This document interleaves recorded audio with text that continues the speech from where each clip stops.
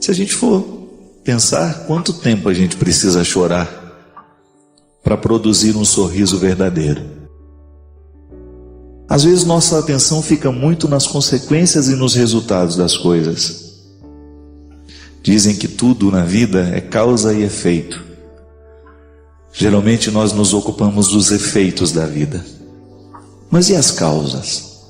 Aquelas realidades primeiras que geralmente os nossos olhos não alcançam no primeiro olhar. Causas são um pouco mais profundas que efeitos. Pessoas interessantes geralmente são aquelas que se ocupam das causas. O senso comum, a maioria das pessoas, se ocupa dos efeitos. Mesmo porque as pessoas que transformam a sociedade são aquelas que pensam as causas, são aquelas que trabalham nas causas, são aquelas que são capazes de atuar diretamente nas causas, e por isso que elas mudam a vida. Dizem, é uma lenda bonita, a história contava que estavam dois pescadores na beira de um rio, quando de repente passou uma criança nas águas, afogando ali. Um dos pescadores imediatamente se lançou no rio para salvar aquela criança que estava sendo afogada.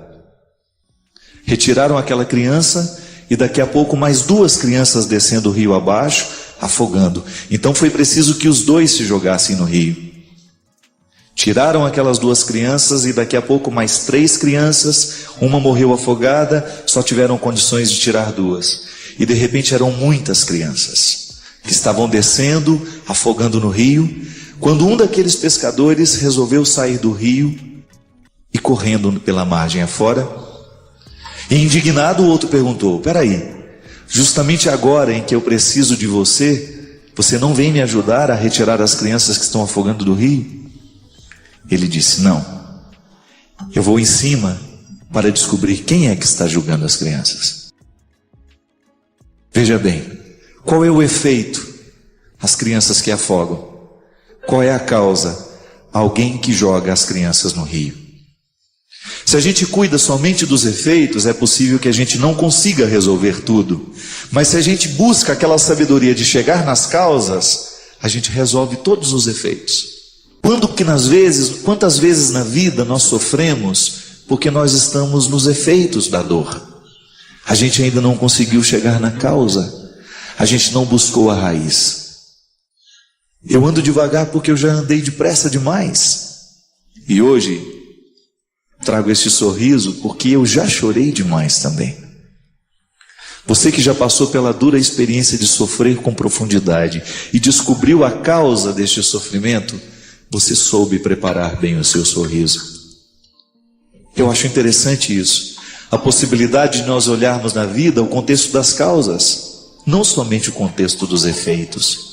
Quando a gente observa somente o contexto dos efeitos, nós corremos o risco de ser injustos com as pessoas. Uma pessoa é muito mais que um efeito que eu posso observar.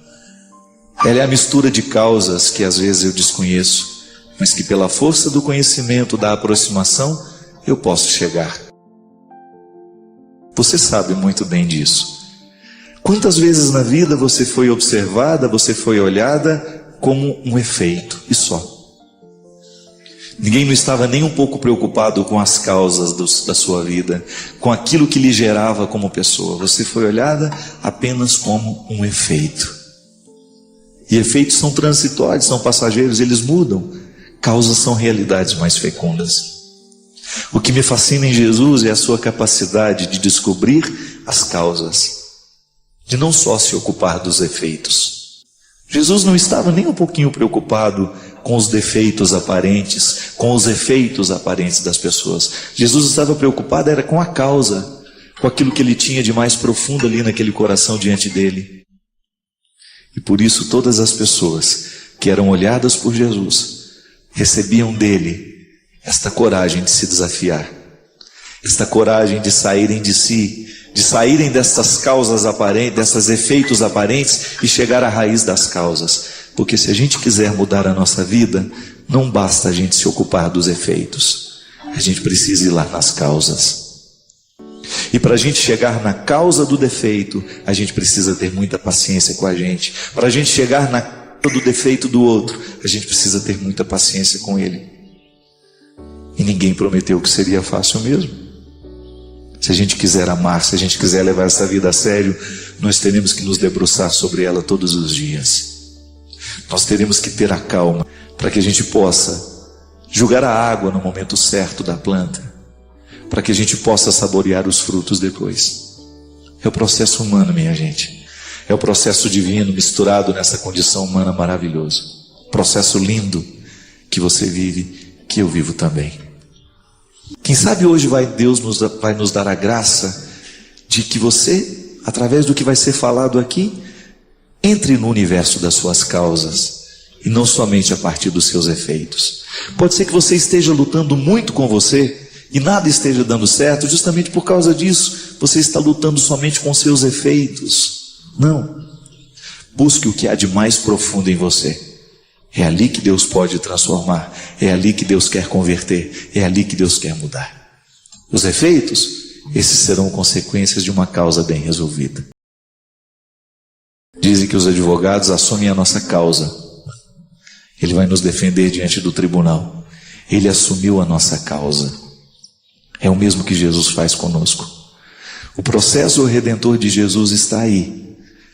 Eu sou o criminoso, mas ele assume a minha causa, morre por mim, vive por mim, ressuscita por mim e me entrega a possibilidade de uma vida nova. Todos os seus delitos, todos os seus crimes, todos os seus erros, todos os seus defeitos são causas que Deus resolveu assumir por você. E ao assumir a sua causa, Ele lhe motiva a trabalhar dentro do seu coração aí, a você descobrir os excessos, a você trabalhar a sua humanidade para que você se torne um ser humano melhor, mais bonito, do que você merece. Você merece ser melhor. As pessoas que estão do seu lado merecem que você seja melhor. E é a partir dessa mística que nós vamos descobrindo as nossas causas e, consequentemente, melhorando os nossos efeitos. Padre, assisti uma palestra onde o senhor dizia que nós devemos aprender com os nossos sofrimentos. E que tudo o que nos acontece pode ser fruto, é um fruto de nós mesmos. Que quando a gente não tem problemas, a gente inventa um. Mas como tirar algum aprendizado na dor? Vem por aí, né? O ideal seria aprender sendo atraído pela vida. Mas às vezes a gente tem que ser corrigido pela não vida. Pela dor, pelo sofrimento, pela morte. Quantas pessoas que não se convertem por causa de um sofrimento? Não é? Muitos santos se converteram depois do primeiro tombo. O próprio Paulo, né, que a gente estava falando do Paulo, foi um tombo na estrada. Santo Inácio de Loyola foi a mesma coisa. E sempre depois daquela experiência de sofrimento, um novo homem ou uma nova mulher, né? A melhor forma de compreender o que o sofrimento pode lhe inspirar é você conhecer o ciclo do sofrimento. Ele sempre faz uma volta em nós. Ele nos envolve e do mesmo jeito que ele nos envolve, ele vai embora. Procure fazer o que você não gosta, porque o que você gosta você já faz bem. É um pouco essa experiência de você ser envolvido pelo sofrimento, porque toda vez que eu estou fazendo o que eu não gosto, eu de alguma forma estou vivendo um desconforto. Que nós temos uma mudança na morfologia do cérebro mesmo. Você tem uma modificação cada vez que você é contrariado. Cada vez que você apreende uma nova modalidade da vida, o seu cérebro é modificado. Isso é muito interessante. Rogério, toda vez que nós estamos vivendo esse ciclo do sofrimento, a gente precisa descobrir o que ele me sugere, porque eu não posso vivê-lo de uma forma infértil.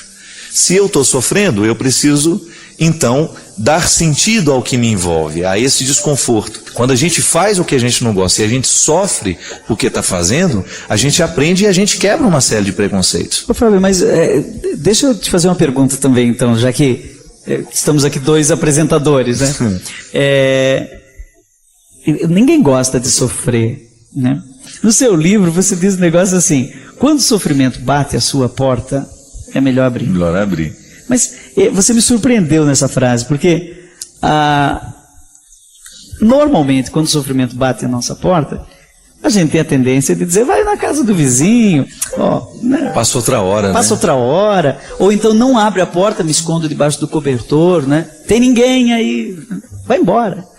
Sofrimento da morte, por exemplo, de um parente. Você já passou por isso, eu já passei por isso. Né? E aí? Mas por que abrir? Outro dia, padre, eu estava em Petrópolis e eu me encontrei com um rapaz que eu conhecia a história porque alguém já tinha me falado. A pessoa que você vai encontrar passou por isso. Ele havia perdido os 3 filhos no acidente.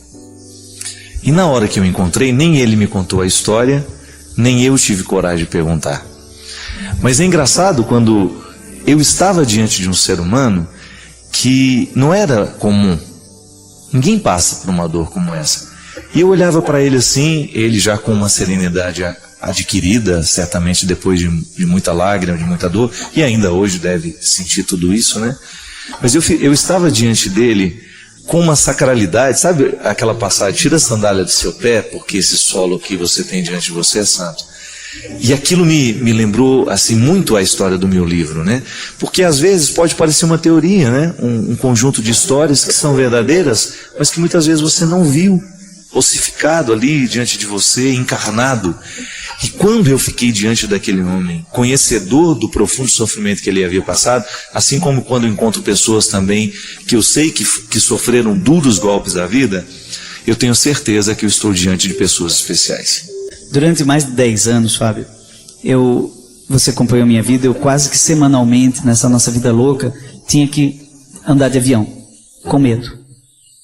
Então, no dia que tinha que sair de avião, já o meu intestino já estava fora, totalmente desregulado. E quando entrava no avião, então e se desse uma turbulência, até que eu li a tal história da intenção paradoxal do Viktor Frankl. E ele tem uma coisa que ele chama de intenção paradoxal. Ele diz o seguinte, que quando você quer o que você não quer, você consegue desejar o que não é desejável, o efeito negativo daquilo desaparece. Como é que ele descobriu isso? Ele descobriu isso no campo de concentração, na Segunda Guerra Mundial. Ele era prisioneiro, porque ele era judeu. Então ele estava lá, e ele descobriu que não eram os mais saudáveis que viviam mais, mas aqueles que conseguiam atribuir sentido à vida. A própria escravidão que vivia. A própria escravidão, ao sofrimento, não é? Então aqueles que aceitavam o absurdo, que conseguiam se entregar, acabavam vivendo mais e melhor. E então velhinhos doentes viviam mais do que jovens fortes, né? E a gente vê isso hoje em dia também. Pessoas idosas, com muito bom humor, que aceitam a vida como ela é vivem muito mais, né? E às vezes doentes, administrando suas doenças, vivem mais. Então o que acontece? Se você aceita o sofrimento, se você abre a porta, você desarma o sofrimento. Tira o poder que ele tem de nos destruir. Por isso que estou lançando um disco novo, que tem uma canção que chama Entrega para Jesus. Eu sempre, como teólogo, sempre achei isso muito complicado. Quando eu vou num hospital dizer para a pessoa, olha, entrega para Jesus. Hoje eu entendo que a oração de entrega, né, de colocar tudo nas mãos de Deus, é uma oração profundamente psicológica. Que a pessoa quer o que não quer e aquilo tudo começa a fazer sentido. Agora eu vou dar um exemplo que você vai entender. O que é a intenção paradoxal? Quando a gente quer lembrar o nome de alguém e não lembra, quanto mais você quiser lembrar, menos você consegue lembrar. Agora, se você consegue renunciar ao desejo de lembrar, logo, o nome é esse. Bem. Quanto mais você deseja, você se apega àquele desejo, você sabe, Fábio. Quanto mais você quiser o sucesso, menos ele virá. Agora, é só você dizer assim, não quero mais o sucesso, eu quero mais uma casinha branca na varanda, num quintal, uma janela e uma viola para cantar. Mais gente vai te procurar. Agora, peça aplauso que ninguém dá. Então isso chama intenção paradoxal. Acho que por isso tem que abrir a porta mesmo. Tem.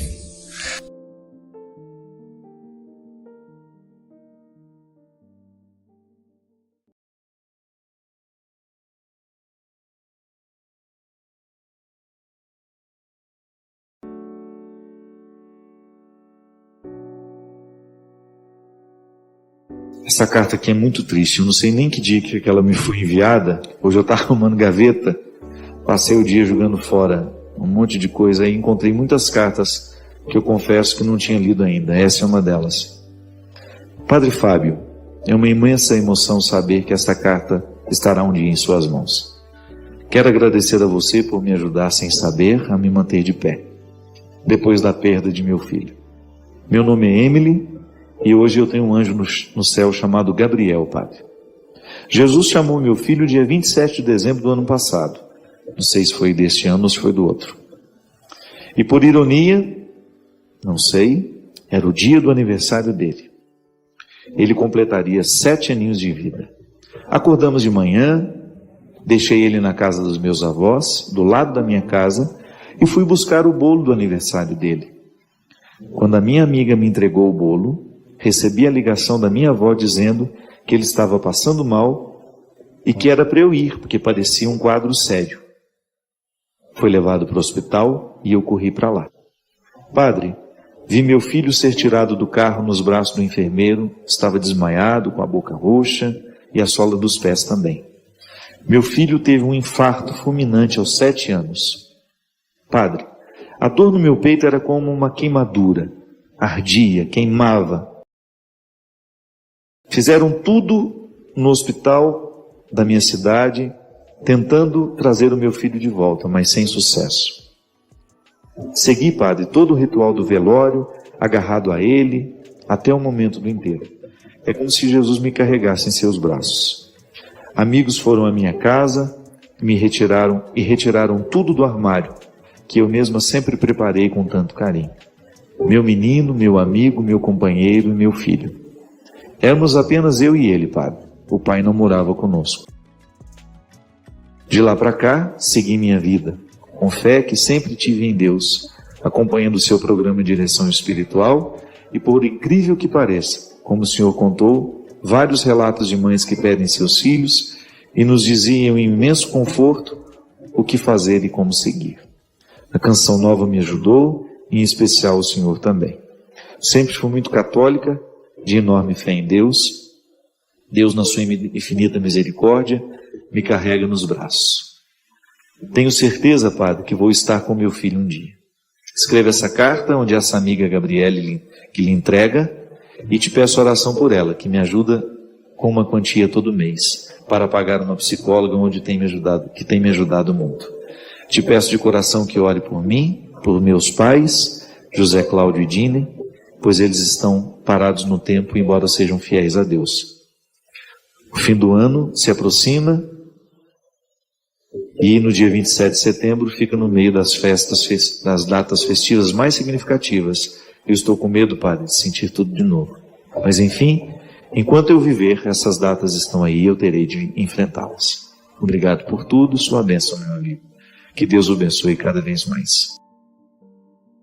Emily. Minha filha, eu sei, não tenho ideia se essa carta me foi enviada no ano passado, eu creio que não. Acho que ela me foi enviada em 2014. Os sofrimentos, eles não envelhecem, né? Eu tenho certeza que você continua o seu processo de luta, libertar-se da perda, da mesma maneira como nós também precisamos libertar o nosso coração de tudo aquilo que um dia amarrou, que nos impediu de ir além, porque as dores nos paralisam, os sofrimentos nos paralisam, as mortes nos paralisam.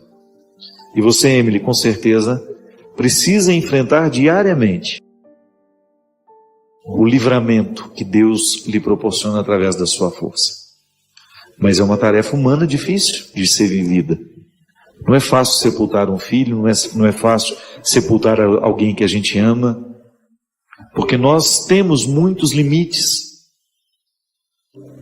que nos dificultam a viver o luto, a compreender o sofrimento, faz parte de nós.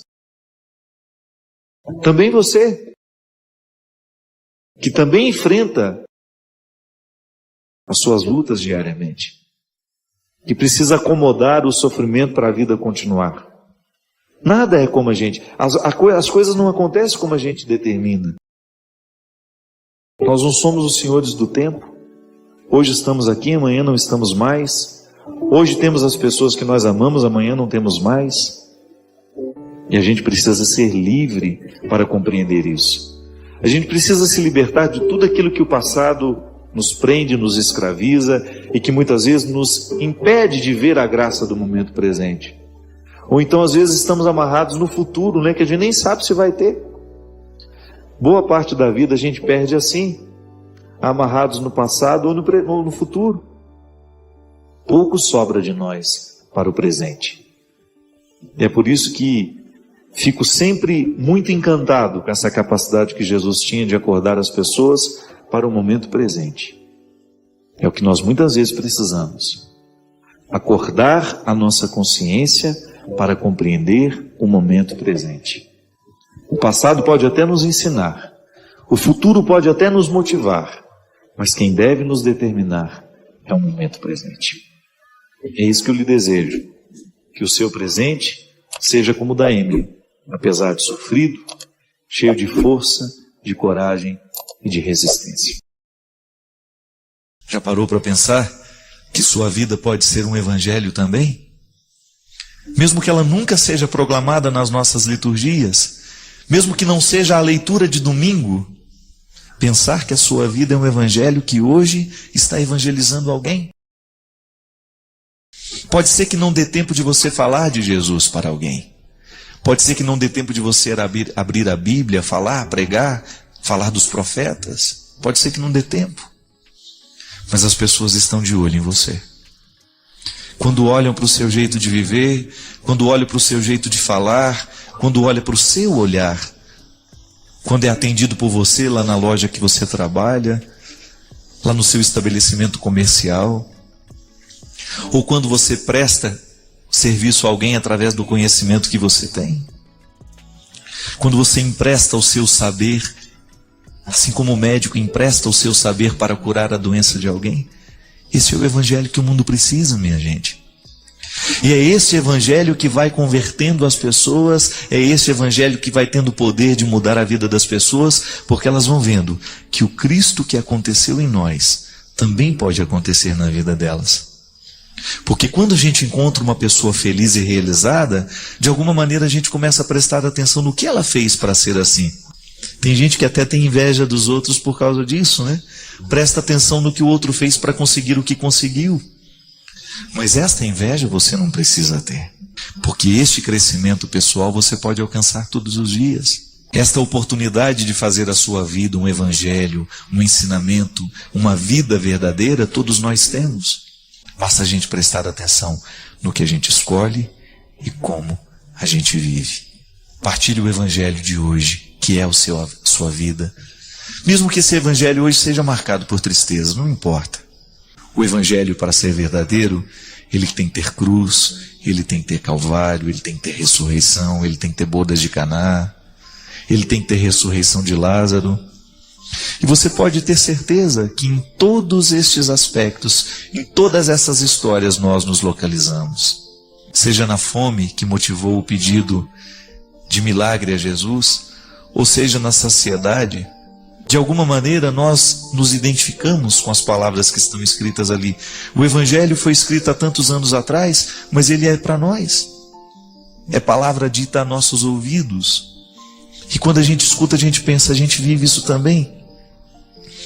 Hoje eu estava fazendo uma música de manhã, cuja motivação era essa.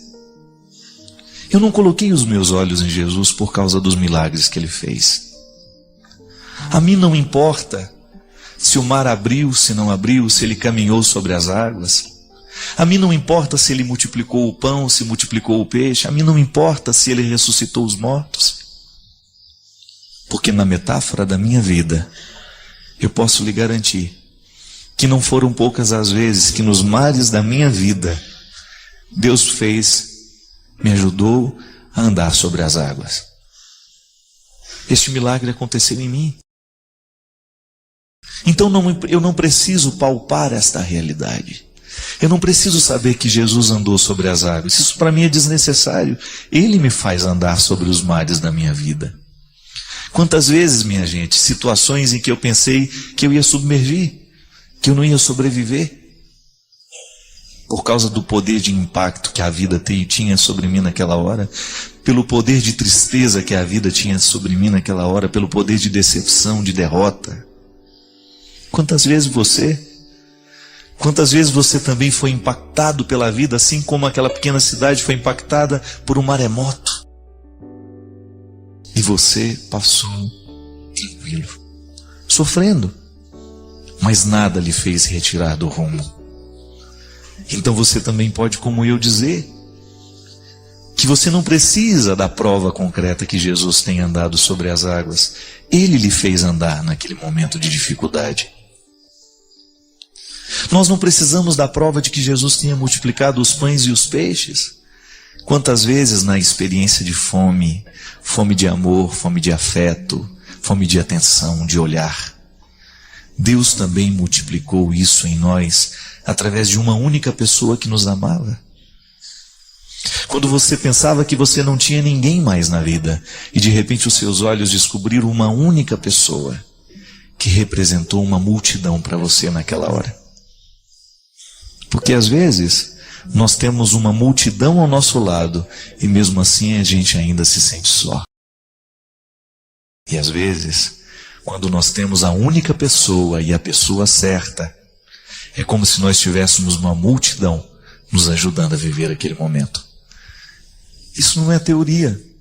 Você sabe na prática que existem pessoas que têm o poder e o dom de serem como uma multidão.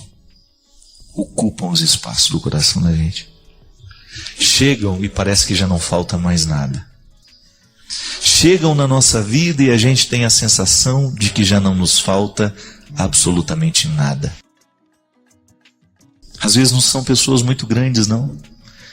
Quantas vezes na experiência de você pegar uma criança, um neto, que nem sabe falar ainda, só sabe olhar para você. Nem sabe qual é o grau de parentesco que você tem com ele. Ele só sabe que você o ama, pelo jeito como você o pega, pelo jeito como você fala com ele. Ele se sente seguro nos seus braços. Quantas vezes aquele netinho que você pegou no braço, no colo, representou um mundo inteiro, um balaio de felicidades, que há tanto tempo você não experimentava na vida, e olha que ele não te deu absolutamente nada. O que uma criança de 1 ano, 2 anos pode dar a gente? Quase nada. É que, na verdade, no momento em que a gente pega no colo, é como se ela despertasse dentro de nós coisas antigas que ficaram adormecidas, coisas boas, sentimentos bons. Assim como a felicidade vem, de repente você não sabe que está vindo, não sabe por que veio. É a vida e sua capacidade de ser generosa. É Deus multiplicando o nosso pão. É Deus saciando a nossa fome. É Deus molhando os nossos lábios no momento da nossa sede. Com amor. Porque não há um jeito mais bonito de Deus se fazer presente na vida da gente, senão através das pessoas que nós amamos. Isso é o que há de mais concreto, carnal, experiencial. É Deus humano acontecendo em nós. Assim como hoje nós podemos celebrar a presença real dele na Eucaristia.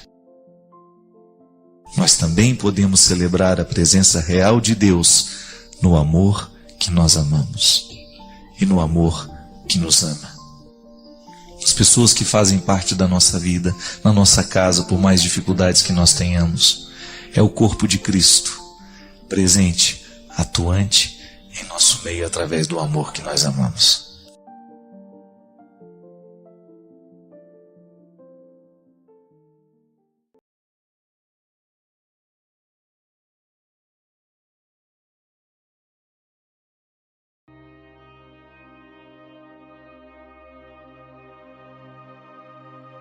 Nós precisamos viver o enfrentamento.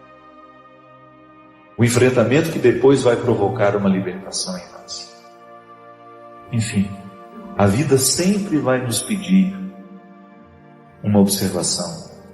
A vida sempre vai pedir de nós calma, paciência, porque com pressa nós passamos por cima de todas essas necessidades e não somos capazes de reconhecê-las. Tudo tem seu tempo, há um momento oportuno para cada coisa debaixo do céu.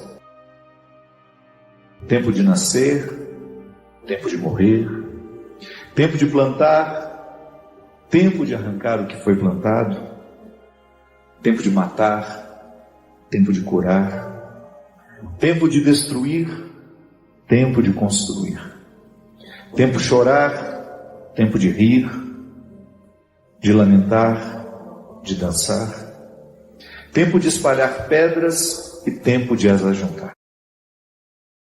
tempo de abraçar e tempo de afastar-se dos abraços, tempo de procurar, tempo de perder, tempo de guardar, tempo de jogar fora, tempo de rasgar e tempo de costurar, tempo de calar e tempo de falar, tempo do amor, tempo do ódio, tempo da guerra, tempo da paz. Muitas vezes nós matamos a nossa vida, ou matamos a oportunidade de viver bem, porque nós não somos capazes de fazer a leitura correta do que o tempo está nos pedindo. Porque é assim mesmo. Cada dia o tempo vai nos pedir alguma coisa. E é esse olhar atento que vai dando a gente essa condição, essa clareza de perceber o que de fato hoje grita pelo meu nome. O que de fato hoje chama por mim. Qual é a realidade hoje que é inadiável? Minha gente, às vezes nós somos tão negligentes na percepção disso, que às vezes nós desperdiçamos um mês, um ano, 10, 20, colocando o nosso empenho numa realidade que nem era para aquele momento. E é por isso que é tão interessante a gente desenvolver a habilidade de dizer não e de dizer sim, que essa é uma habilidade que só a maturidade nos traz. Que às vezes, porque somos imaturos, nós não sabemos nem dizer não. Não sabemos olhar as urgências do tempo. Então a gente vive para agradar o outro. Não.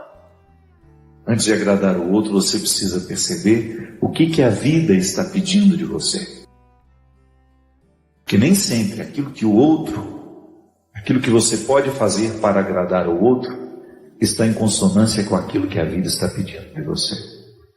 Mesmo que para a gente crescer, nós temos que ter coragem de cortar muitas coisas. A Sagrada Escritura diz: tempo de matar, tempo de fazer nascer. Tudo depende da percepção aguçada que nós precisamos ter para olhar o momento presente e descobrir o que de fato merece o nosso empenho. Quantas vezes eu na minha vida me empenhei no lugar errado, na questão errada? E depois não tem como ser feliz. Não tem como eu descobrir um contentamento sabendo que o meu empenho não foi onde eu deveria ter me empenhado.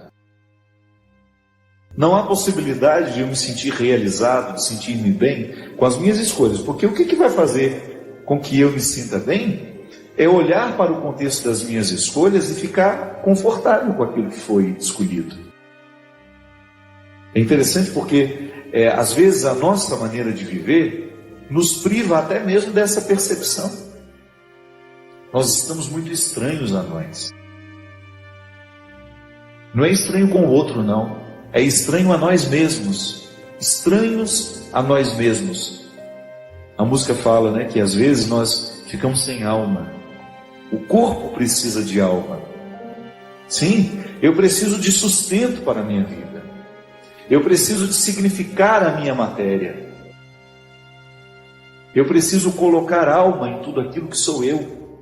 Até na casa onde eu moro. Eu sempre saio de casa, e agora eu fiquei 17 dias fora de casa, que eu emendei o evento que eu tive em Maringá, depois com a peregrinação, e da peregrinação já fui para o evento de Recife. Fiquei 17 dias sem pisar na minha casa. E a vida tem me ensinado que a casa não é um aglomerado de paredes. A casa é um sentimento que me ocorre. Não é só uma construção material, não. Quando eu entro dentro daquelas paredes que eu construí com o meu trabalho, ali eu identifico a alma que me sustenta. É um sentimento que me ocorre. Nós que voltamos da peregrinação agora, eu tenho certeza que todos experimentamos isso. Quando a gente abre a porta da casa, quando a gente entra, é um sentimento bom que nos ocorre. Isso é alma. É quando a matéria está plena de significados. É quando a gente começa a atribuir um significado que ultrapassa as paredes, os móveis, o telhado ou a laje, o jardim, o portão de entrada. É um sentimento que nos ocorre. E é interessante que a qualidade da nossa vida depende em estar intimamente ligada a nossa capacidade de depositar alma nas coisas. Eu não estou falando dessa alma, do significado mais profundo da nossa vida, dessa dimensão espiritual que me conecta com a eternidade. Não. Eu estou falando de tudo aquilo que vive e que faz sentido à matéria.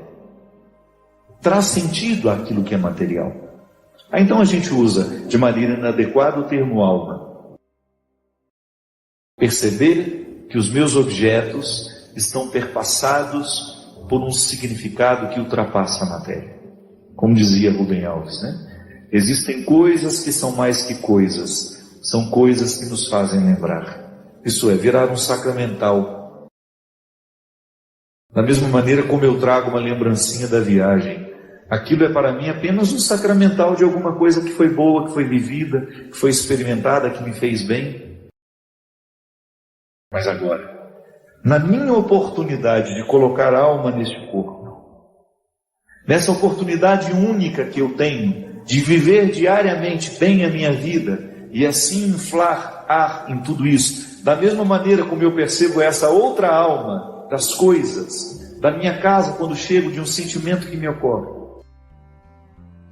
o viver bem, me trazendo a consciência de que hoje, quando eu observo as urgências da minha vida e me empenho nessas urgências, eu estou colocando alma no meu corpo. Ah, padre, essa visão separatista não combina com a teologia cristã. Eu sei, isso é só didática. Essa separação é apenas didática. Funciona tudo junto, corpo e alma estão, embora sejam realidades distintas, funcionam juntas. É unidade. Nós proclamamos a unidade de tudo isso. Agora, quando eu percebo, quando eu identifico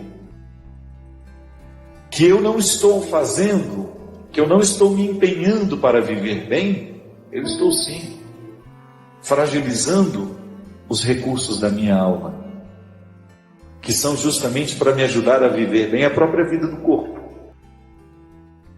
Trabalham em conjunto, minha gente. E nós muitas vezes negligenciamos a observância do tempo, como na Escritura que diz. O escritor sagrado fala justamente isso. Tempo de chorar e tempo de rir. Há momentos que a própria vida te mostra a necessidade de chorar, de jogar para fora os seus excessos, de não ter medo da tristeza, de permitir que essa tristeza cave dentro de nós as suas riquezas e que nos ajude a encontrar a pedra preciosa que só o sofrimento poderia nos levar a conhecer. Depois vem o riso. O riso não nasce por acaso. A gente já cantava aquela música também, né? Ando devagar porque já tive pressa e trago esse sorriso porque já chorei demais. O sorriso é o resultado da lágrima bem chorada. O sorriso é o resultado final de um processo de luta que nós estabelecemos, de observar dia a dia qual é o empenho que aquele dia me pede, o que hoje eu preciso fazer para ter o direito do sorriso amanhã. E é bom, você sabe por quê? Porque à medida em que nós estamos passando o perrengue, sabendo que ele será construtivo, já nascem pequenos sorrisos ao longo desse processo. Quando a gente fala de um sorriso final, é apenas a metáfora de um processo bem feito, bem vivido. Tempo de abraçar, tempo de se afastar. Quanto sofrimento, né?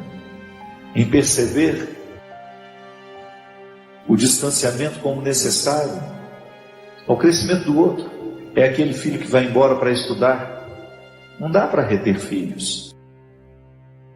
Por isso que é tempo de abraçar, é tempo de cuidar, é tempo de estar junto.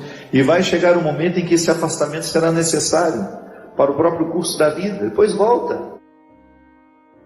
Mas no primeiro momento a gente precisa do distanciamento. É a urgência do dia. Chegou a época, é preciso estudar. É preciso buscar um futuro fora daqui. Minha gente, quando nós observamos o movimento do tempo e as suas urgências, a gente entra dentro do contexto de uma sabedoria irrenunciável à nossa realização humana. Tempo de rasgar, tempo de costurar. se a gente não tem coragem, muitas vezes, de rasgar algumas realidades, depois jamais conseguiremos viver a libertação dela. Hoje até escrevi sobre isso. Muitas vezes nós lamentamos perder, e quando na verdade a gente vai observar aquilo que a gente perdeu,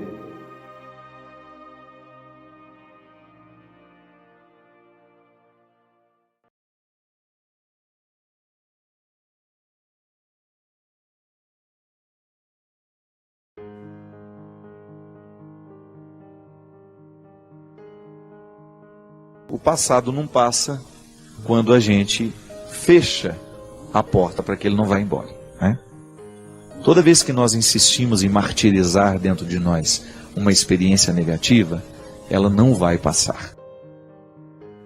E a gente sabe, o tempo é o melhor remédio que nós podemos viver e experimentar e administrar em nós.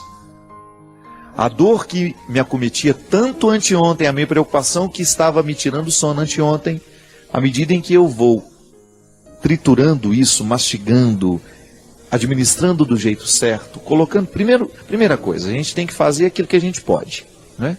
Se tem alguma coisa me preocupando, a primeira coisa, o que eu posso fazer para diminuir essa preocupação? Existe alguma coisa de concreto que eu possa fazer? Então, tá. Você tem uma dor, uma traição. Você já foi lá no traidor devolver o lixo dele? Será que você tem alguma coisa engasgada, qualquer coisa que você precisa resolver dentro do seu coração, jogar fora, através de palavras, um choro, sei lá? Alguma atitude sua que possa diminuir essa sensação de desconforto? A gente precisa fazer. É a mesma coisa a preocupação. Quando algo me preocupa e eu descubro naquela preocupação o que eu posso fazer para diminuir o efeito dessa preocupação na minha vida, e faço, então eu começo a resolver, abrir as portas para que esse passado comece a passar, não é? Porque senão nós vamos represar a experiência que não valeu a pena, nós vamos segurar dentro de nós o evento, o acontecimento que nos machucou, que nos lesou, e aí a gente vai viver um processo contínuo de lesões e de machucados, porque a lembrança, o rancor, o ressentimento, eles só provocam novas feridas dentro de nós. Eu nunca vi alguém ficar curado guardando ressentimento. O que é o ressentimento? Ressentir é sentir várias vezes. É como se você pegasse uma gilete e ficasse passando ela em cima do mesmo lugar da pele. Nunca vai cicatrizar. E o corte vai ficando pior. Porque você vai lesando a pele, vai lesando, vai lesando, vai lesando, vai lesando. Você vai perdendo a oportunidade de viver a cicatrização. Não é assim? Você já observou que quando começa a cicatrizar, dá uma coceirinha?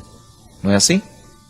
A cicatrização provoca uma sensação de coceira, né? Dentro de nós é a mesma coisa.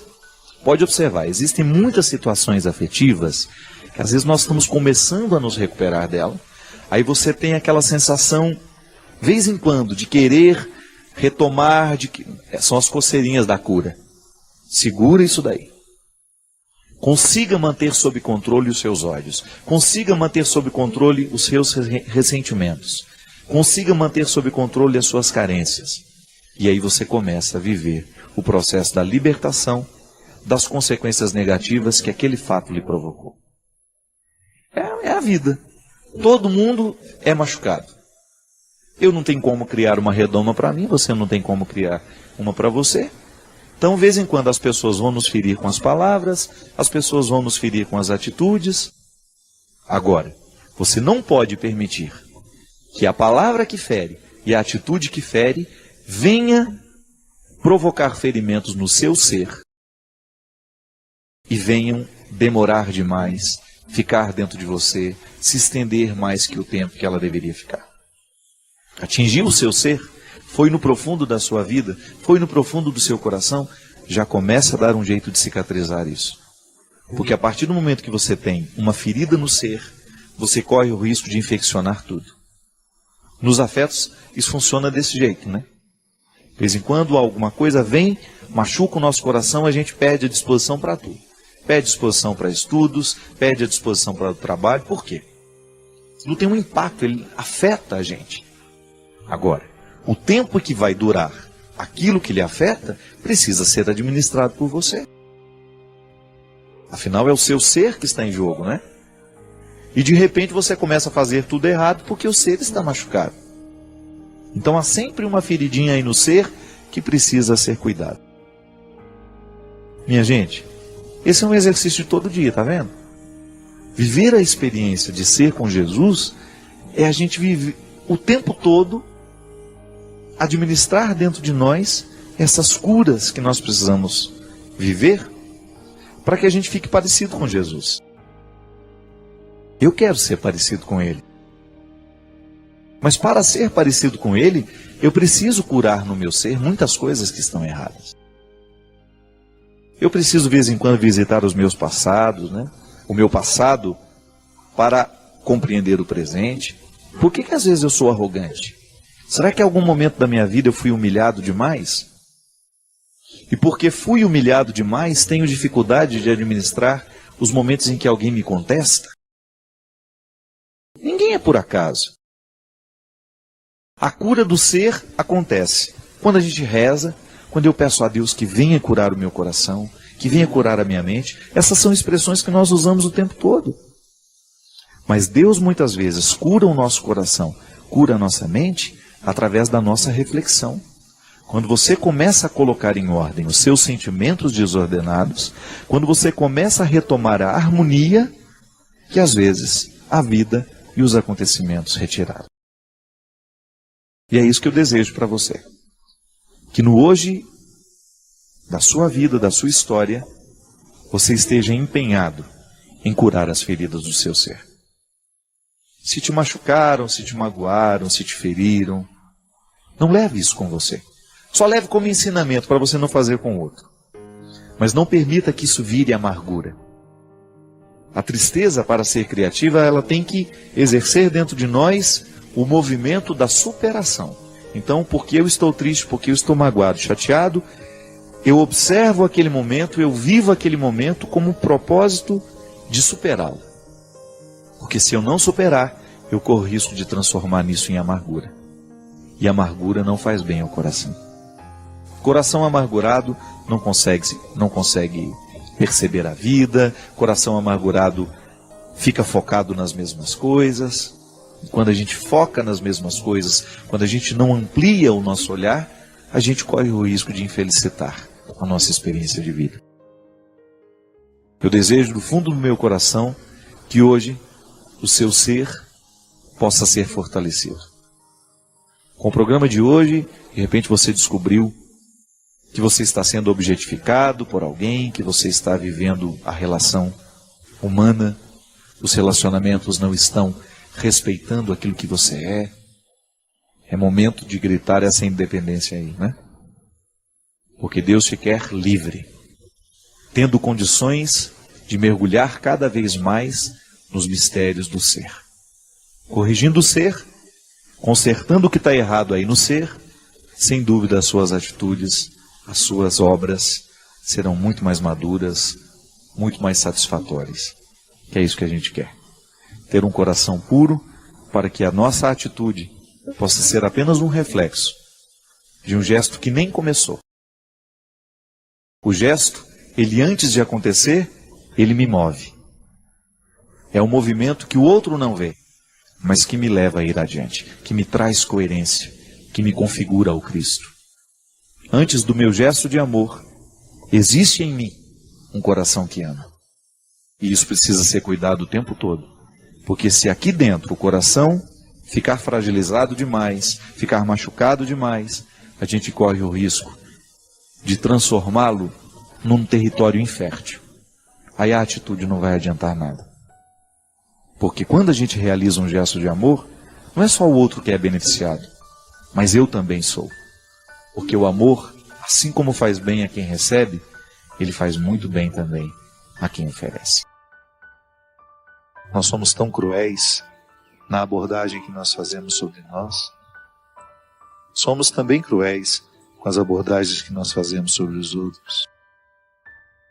Aliás, como nós erramos nessas visões que temos uns dos outros. A gente facilmente se apressa em julgar, em dizer que o outro é assim, assado. Não sabemos nada.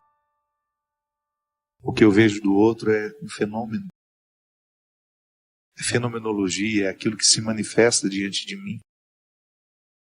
Mas aquilo que o outro se manifesta é tão pouco do que ele é. Às vezes aquilo que eu estou conseguindo ver é o contrário do que ele é. Porque às vezes uma pessoa está sendo agressiva porque ela precisa ser amada, e eu acho que ela é a pior pessoa do mundo porque ela é agressiva.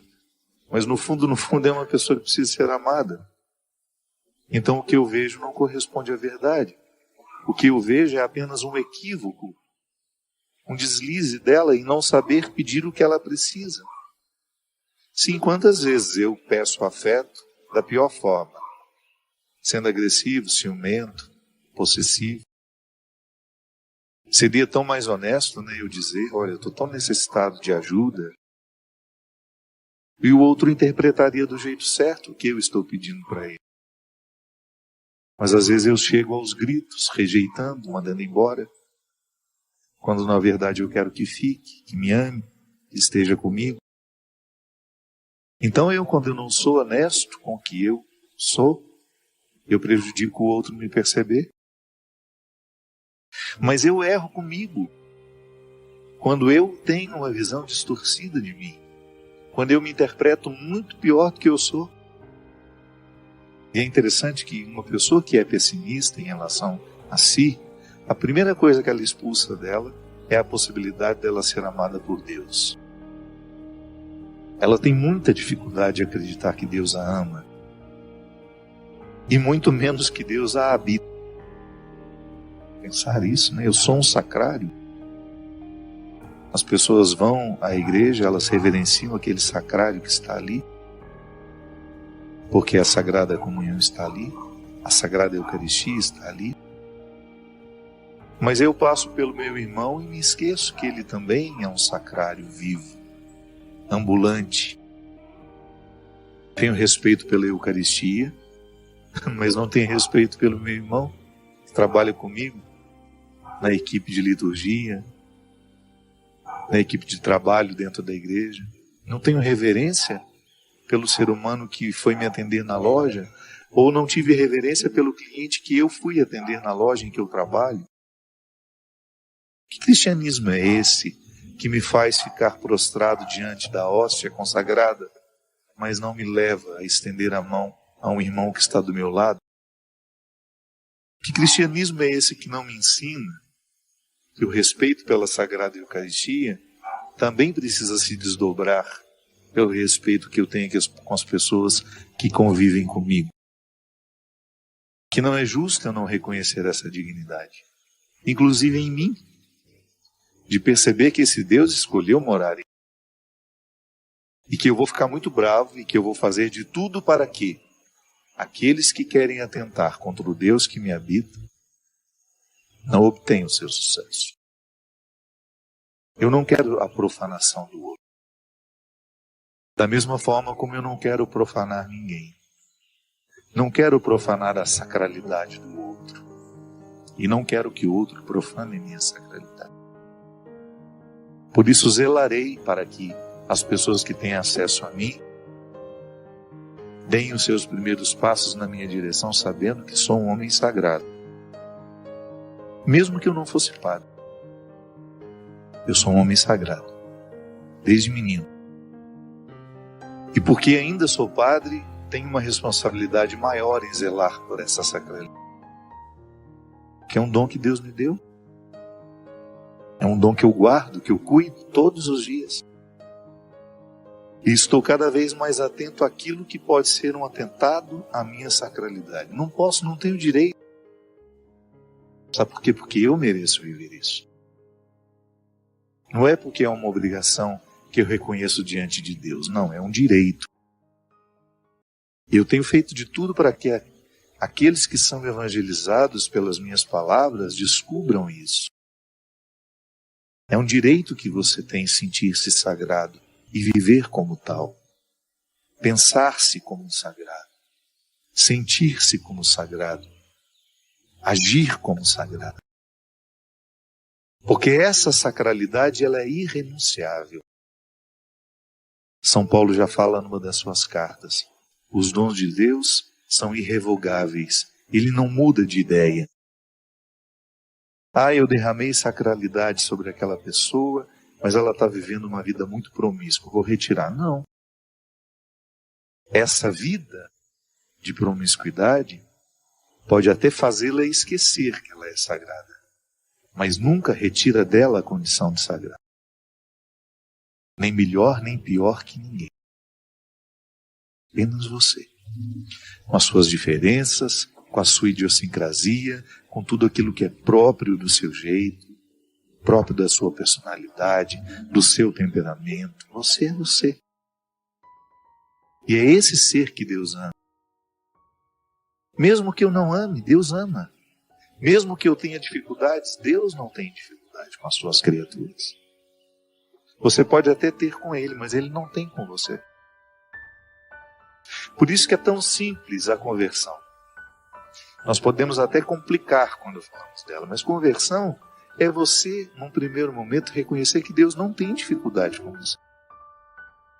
É você que tem com Ele.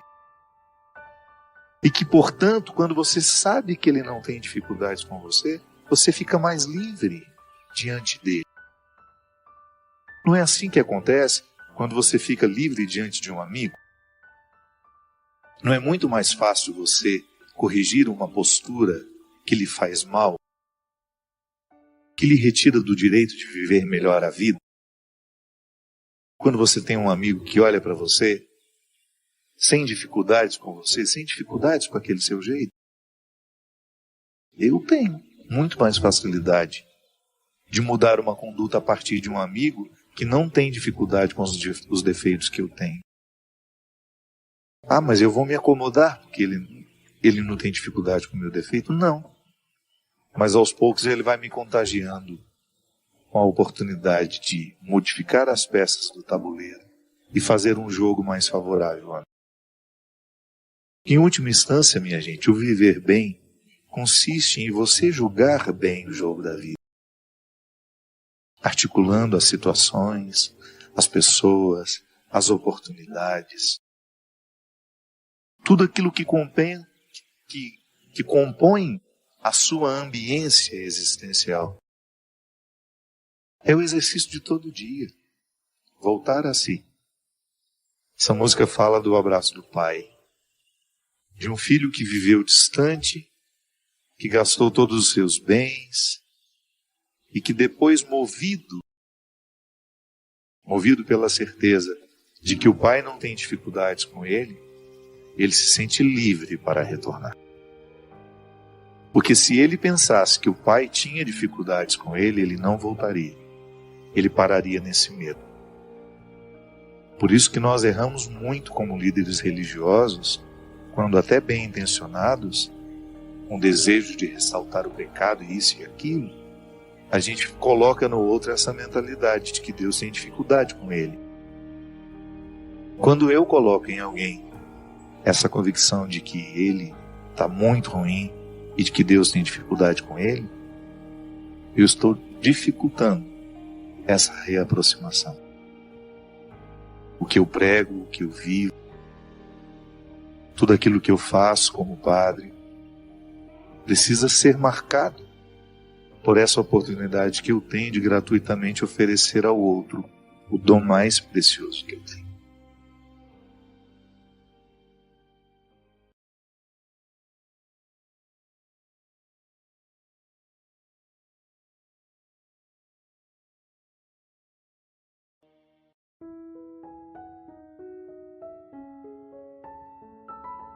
O santo é aquela pessoa em que Deus venceu. O pecador é aquela pessoa onde Deus perdeu. Você já observou que em muitos momentos da nossa vida nós ficamos neste caminho? Nós estamos diante de um acontecimento, da possibilidade de agir, e nós vamos permitir que Deus vença com a nossa atitude, ou nós vamos permitir que Deus perca. Tudo depende do que nós vamos escolher. Isso é maiêutica histórica. É quando nós descobrimos que no agora da vida nós podemos acender a luz ou podemos apagá-la. Que Deus poderá ganhar mais um lugar no mundo, dentro da nossa casa, no nosso local de trabalho, ou Deus perderá um lugar. Quem decide somos nós. Deus não nega a sua graça a ninguém. Você não tem o direito de dizer que você é um desgraçado. Não. Todos nós estamos sob a mira da graça. Agora, nós vamos permitir que essa graça haja ou não? O bem ou o mal, o que nós vamos escolher fazer, a palavra que nós vamos escolher dizer, a maneira como nós vamos tratar o outro, tudo depende, tudo passa pela nossa escolha, minha gente. Nós estamos vendo quantas coisas ruins acontecem no mundo, quantas vezes nós percebemos que Deus está perdendo lá. Por quê? Porque alguém está negando, alguém está fechando a porta para que Deus não passe, para que Deus não aconteça. Nós vemos isso quando a injustiça acontece, mas nós também vemos Deus vencer no momento em que a solidariedade é o caminho a ser escolhido. Hoje você pode escolher, Deus vai vencer ou Deus vai perder. É você que decide. É você que hoje escolhe se Deus terá uma chance na sua família ou se Deus não terá essa chance. É você que vai escolher se Deus amanhã vai ter chance no seu local de trabalho ou se Deus não vai ter chance. É você o território dessa ação. O ser humano é um lugar privilegiado da ação divina. É assim que nós podemos perceber, é assim que nós podemos compreender a ação de Deus no tempo. A igreja atualiza isso, atualiza a presença de Deus no tempo. A vida cristã é a proposta de nós fazermos com que este Deus entre pelas grades da nossa história, que abra os portões do nosso tempo, da nossa vida, para que Ele seja uma realidade presente. Você é um território onde Deus agirá, onde Deus terá oportunidade, onde Deus crescerá, onde as coisas boas da vida florirão, ou você será um território onde Deus não vai ter oportunidade de crescer. E você será um território ressequido, triste, abandonado, não porque Deus quis, porque você não permitiu. Deus é vítima da ação humana. Quando eu me nego a fazer o bem, quando eu decido a propagar o mal, quando eu decido fazer a fofoca, quando eu decido engrossar o time daqueles que estão destruindo as pessoas, quando eu opto por não ser solidário, quando eu opto pela ladroeira, pela roubalheira, pela injustiça, eu estou impedindo a ação de Deus. Deus é vítima da minha escolha. Não é que Deus é menor do que eu, é que Ele me deu liberdade para agir. E a minha ação pode trazê-lo ou pode jogá-lo fora. A sua ação no mundo pode trazer Deus para a história ou pode afastá-lo. Porque você é um território onde Deus quer plantar as suas raízes. Se o bom combate você combater, você pode ter certeza. Se você permanecer firme diante de todas as escolhas que fazem parte do Evangelho, se você fizer uma parceria com Deus, de ser um lugar onde Ele tem chance, você pode ter certeza que a sua maior riqueza já estará antecipada neste tempo, porque você vai se transformar numa pessoa rara. Você vai se transformar numa pessoa especial. Agora, se você nega, se você não permite que Deus haja na sua vida, é bem provável que você vai se transformar em mais um. Que você vai engrossar o time dos necessitados, daqueles que não agregam, daqueles que destroem, daqueles que não fazem diferença no mundo. E é muito triste viver assim. A gente encontra pelo mundo pessoas que não fazem diferença. Que se estão ou não estão. Mas a gente se alegra muito cada vez que nós encontramos pessoas que são capazes de transformarem a sua sociedade, o seu tempo, a sua cidade, através de gestos concretos. De mentalidades que se transformam em posturas que são capazes de transformar a vida das pessoas e tornar esse mundo um lugar melhor. Esse é o nosso desejo. Hoje, dar a Deus a oportunidade de trabalhar alguma coisa no nosso coração. Todos nós precisamos. Eu preciso, você precisa, nós somos todos iguais. Todos nós somos necessitados desta transformação, desta conversão. E a gente espera que você possa aliviar o seu coração. Tenho algumas dúvidas sobre o catolicismo e queria que você me respondesse. Hoje vivemos num mundo capitalista que valoriza a riqueza, a beleza e o poder. E este capitalismo está intimamente ligado com os valores protestantes. Vide a Ética Protestante e o Espírito do Capitalismo de Max Weber. O catolicismo e seu desenvolvimento está intimamente ligado ao feudalismo, onde seus valores foram muito mais fundamentados, onde a instituição igreja pode se estruturar também para acumular riquezas. E até hoje vejo resquícios dessa época em nossa cultura católica. Uma vez, padre, ouvi de um outro padre da paróquia onde eu cresci, que a igreja é santa, mas também pecadora. Santa porque tem sua origem em Jesus e Pedro. Pecadora porque é feita por homens e mulheres, como eu e você. Que a igreja erra por ser feita de pessoas filhas de Deus, mas também de santos. Considerando estes pontos acima e a minha experiência dentro da igreja e de vida, me pergunto sobre certos valores que eu cresci ouvindo e que hoje tenho dúvidas. Valores não relativos ao amor, à doação, ao próximo ou a Deus, mas valores relativos ao trabalho, às penitências, às culpas. O catolicismo é muito mais ligado ao humanismo que à racionalidade. Sempre estudei muito e às vezes me pego me punindo por ter estudado bem, por ter um emprego bom, uma família feliz, saudável. Parece que não faz parte da minha cultura. Parece que para eu estar perto de Deus eu devo procurar a pobreza, me penitenciar, abdicar do estudo para viver uma vida apenas espiritual. Parece que estou cometendo um crime quando estou trabalhando e produzindo para a empresa na qual eu trabalho, ou querendo resultados capitalistas. Como disse, acho que isso está muito ligado às minhas raízes católicas. A sociedade nos cobra uma coisa, mas a igreja nos cobra outra. Queria que você desenvolvesse essa relação que vivemos hoje com o mundo capitalista, padre, e sobre isso refletisse. Como ser católico e viver no mundo capitalista e, ao mesmo tempo, administrando valores cristãos que são tão diferentes? Alguém aqui já viveu isso na carne também, esse conflito? Já? É muito comum isso, né? Quando uma pessoa, sobretudo quando você encontra uma pessoa que fez a experiência de Deus e é uma pessoa de muitos bens. Parece que ela, num primeiro momento, ela até enxerga a riqueza que acumulou, né, como uma contradição aos valores que agora está assumindo, né? Eu achei interessante porque é muito lúcido, né, o discurso da Andressa. E há alguns pontos interessantes, minha filha. Por exemplo, quando você fala que a igreja é divina em Jesus e Pedro, não, ela é divina em Jesus, né? No Cristo, né? Pedro já faz parte da humanidade da igreja. Porque Jesus é o Cristo. E Jesus, quando nós falamos Jesus, nós estamos falando do mistério encarnado, é o Verbo. O Verbo que assume, né, a carne e que tem nome de Jesus.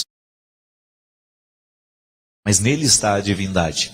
Pedro é a continuidade histórica do mistério, né? Do mistério que o Cristo institucionaliza, né? E que traz para a humanidade. Até eu acho interessante porque eu tinha um professor na teologia, isso parece heresia, mas não é não, já vou me explicar. Ele fala assim, Jesus queria o reino, mas Pedro fez a igreja. Interessante isso, né? O desejo de Jesus era o reino de Deus, mas nós só conseguimos dar a ele a igreja, ainda.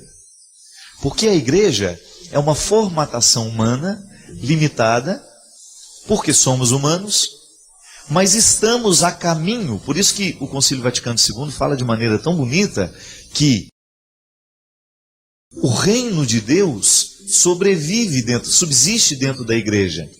A igreja de Cristo subsiste dentro da igreja católica. Isso é, nós estamos conectados ao princípio do mistério, mas nós não somos a totalidade do mistério revelado. Nós somos a plenitude do mistério revelado. É por isso que nós temos que ter muita tolerância com as outras religiões que são diferentes das nossas. Ela está em conflito porque justamente ela teve um encontro com outras religiões, com outras culturas. E é bonito que a gente também precisa identificar que as outras religiões, as outras culturas, também vivem a sua experiência de Antigo Testamento. Nós também vivemos, antes de chegar a Jesus, a gente passou pela experiência do Antigo Testamento. Então a igreja de Cristo subsiste na igreja católica, tá certo? Então aqui nós temos uma primazia, a primazia de Pedro. É a igreja que Jesus institui, porque ele queria o reino, esta igreja significava a presença do reino. Por isso que hoje, quando nós realizamos a Eucaristia, quando nós atendemos, quando nós ministramos os sacramentos de maneira geral, nós estamos apressando o reino de Deus. Não tem aquela música do Padre Jonas bonita? Somos, Senhor, tua igreja, que apressa a tua vinda gloriosa. Isso é lindo. A igreja apressa a vinda do reino, porque na verdade o nosso objetivo é o reino de Deus.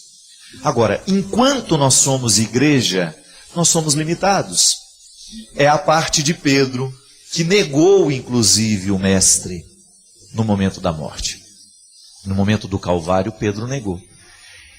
Esses limites, minha filha, nós os assumimos com todas as suas características.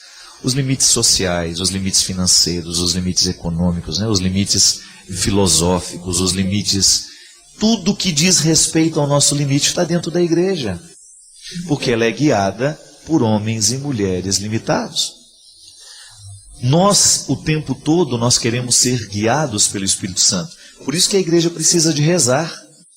A oração é o mecanismo que purifica o que é humano. Isso é tão bonito. Você pensar que quando você reza, você está passando por um processo de purificação daquilo que é excessivo em você. Assim como nós precisamos passar o ouro pelo fogo, para purificar, nós também precisamos orar. Nós precisamos ritualizar a nossa fé, porque é o momento em que a gente joga os excessos. É para a gente tomar contato com a nossa fraqueza e superá-la em Deus. A graça de Deus está agindo o tempo todo, mas onde que ela age? Na natureza humana, que é limitada. Então o processo de Deus em nós é lento. Ele fica mais acelerado à medida em que a gente se converte mais, Então quanto mais essa igreja estiver convertida, mais rápida será a ascensão do reino sobre esta igreja. Então é bonito a gente pensar isso. A igreja de Deus a igreja está aqui. Ela tem características humanas, porque ela é feita de pessoas. Mas ela é uma instituição divina, isto é, nasceu do coração de Jesus. Mas o que é que Jesus quer que esta igreja chegue a ser? Reino de Deus. Por isso que nós não podemos ficar brigando entre nós. Senão seria uma hipocrisia da nossa parte. Só quem já leu os livros do Padre Fábio de Melo sabe o quanto eles são transformadores, nos fazem refletir e mudam a nossa forma de enxergar a vida. Se você ainda não leu, não perca essa grande chance. Saiba mais clicando nos links da descrição.